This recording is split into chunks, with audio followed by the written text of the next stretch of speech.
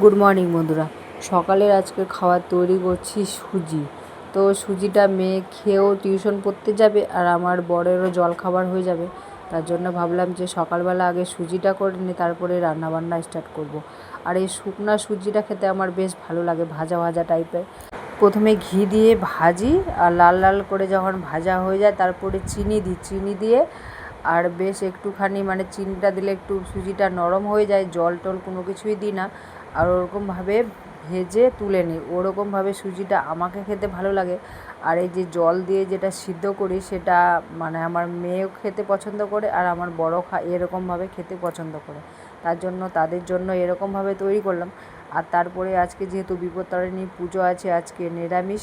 তো সকালবেলা গিয়ে পনির কিনে নিয়ে আসলাম, তারপরে মুগ ডাল, এদিকে তোমার মশলা বাটা হয়ে গেছে। আর আমার পাকা পটল ভাজা তো খেতে আমার ভীষণ ভালো লাগে।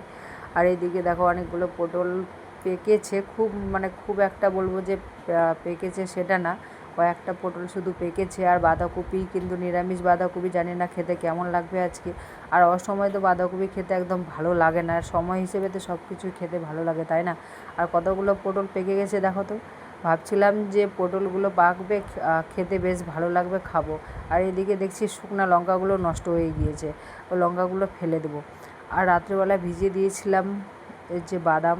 তো ঘুগনি করার জন্য আমি একদম ভুলেই গিয়েছিলাম যে বাদাম ভিজা রয়েছে।